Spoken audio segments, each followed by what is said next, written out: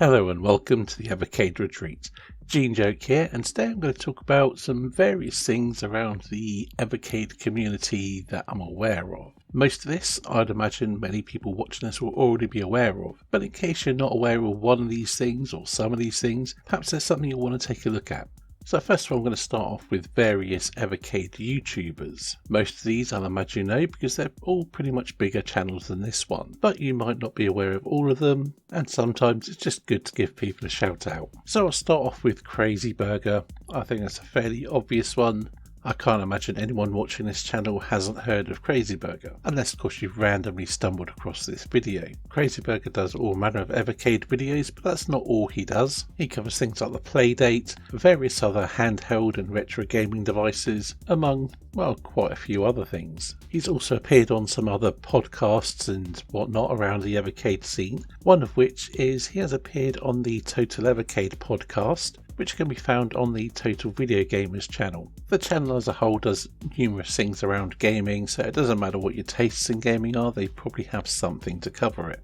On the channel, Blunners does a large amount of the Evercade content, and you've also got Ollie and Triangle Face, Sir Topham Hatt and various guests that come along. One such guest was Rich from Bacon Ice Cream Productions, who also covers a lot of Evercade stuff as well. He also covers the Polymega, various Atari things, and again, all manner of gaming related things. He also appears on the Evercast, and occasionally does CARG or Calling All Retro Gamers with Ed the Evercade Effect, who is also on the Evercast. So let's move on to the Evercade Effect, the channel that hosts the Evercast, and Ed does various Evercade videos and live streams where he covers Evercade, occasionally a lot of Steam Deck and the chromatic Game Boy thing. You can usually find him streaming weekly. Other hosts on the Evercast include Crow, or the Crow Continuum, who makes what is possibly some of the best Evercade related reviews.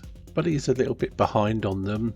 He goes very in depth, so his reviews take a lot of time, and he does a lot of pinball stuff, which seems to be his main focus. But when his Evercade content does come out, it's well worth the wait. And last but not least from the Evercast crew is Pete, the Ever-Canadian. As well as covering Evercade, he does a lot of Steam Deck videos, like how games run on it and so on and so forth. He also does the occasional live stream. And while I'm covering YouTubers who cover the Evercade, or occasionally, it'd be rude not to mention Ballistic Coffee Boy, who, as the name might suggest, is primarily an Atari channel, but he does delve into the Evercade from time to time.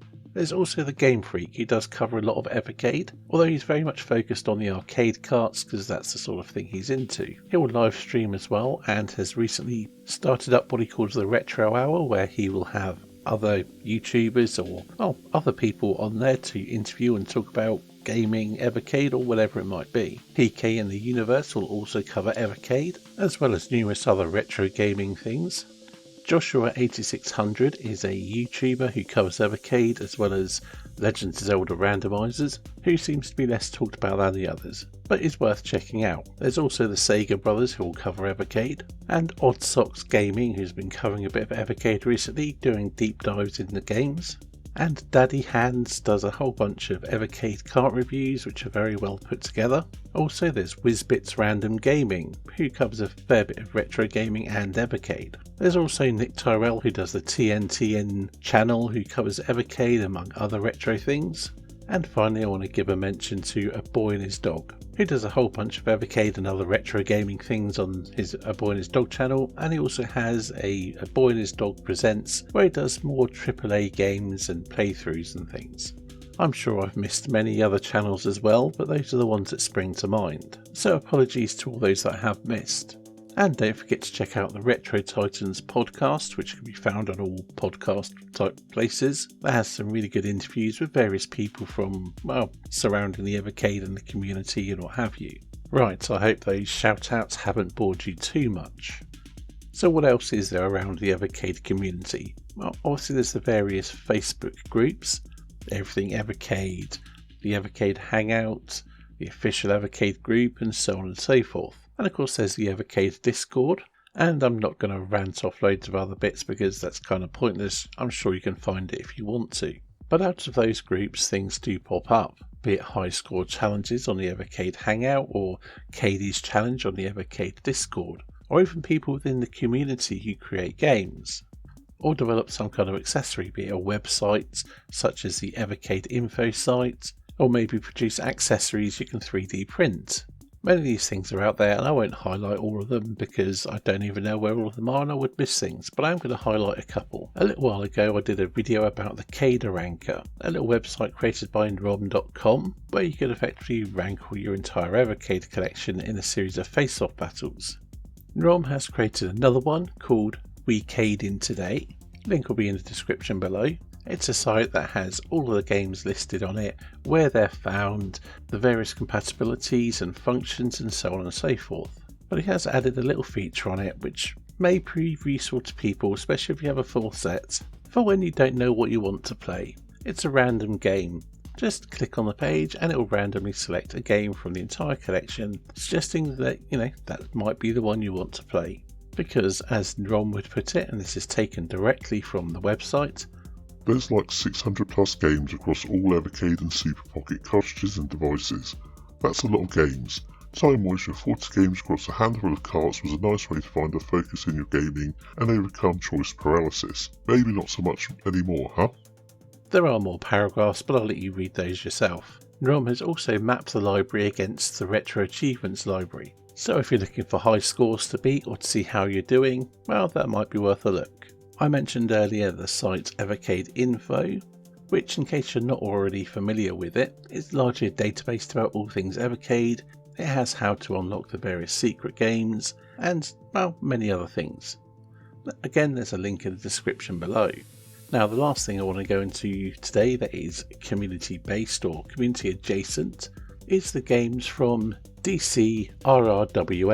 DC is a regular on the Evercade Discord who makes some games for the ZX Spectrum, which can be found on itch.io. Again, link in the description below. The first game done was Noon 30 Shovel Duck, which I believe largely came from a joke from the Evercade Discord. One of the users, Grey Ghost, used to have the saying, well, that's very Noon 30, as if someone has taken a half day off and left it, just after lunchtime or at lunchtime, and often asked if you could duck in games. So in some ways the title is a joke that many people won't get. And I'm sure many people won't get the whole Spectrum thing. If you didn't grow up with it, it might be hard for you to appreciate. But if you do, and have a means to play them, perhaps one of the, perhaps the Spectrum from Retro Games Limited, you might want to check these out. As well as Noon 30 Shovel Duck, there is Money Mouse in Full Barn House, Shovel Duck 2, Dig Duck, John Can't Jump, Throbbing Headache, and a few more. But me rattling off names isn't that interesting. Naturally, there is some gameplay on screen from Shovel Duck, and these games really don't cost much. In many cases, they're a pay what you like kind of thing, so you can try them out for free. If you like what you find, do consider giving a bit of a donation. Anyway, that's it for this video. I'm not sure how interesting many of you might find it, but I wanted to give a shout out to various people in the community around and maybe shine a very small light on a couple of things. Now, granted, I only have 250 or so subscribers. I don't have a lot of reach, but if anyone finds this interesting or investigates these things as a result of seeing this video, then it's a job well done. I want to have one last shout out. I can't believe I missed this one because it's very obvious. If you've been watching and enjoying my ranking every Evercade game ever series of videos, perhaps you'd like to check out a written version, along with a whole bunch of reviews and rankings of other systems, well, retro things mainly, but, well, pretty much across the board. If that sounds of interest, you should check out Sean Musgrave's Patreon. Again, there's a link in the description below. And if I recall correctly, you don't need to be a paying member to read most of the articles, but I'm sure any paying subscription or membership would be very welcome. Right. Now I'm done, now I'm finished, that's it for this video. Thank you for watching and I'll see you in the next one.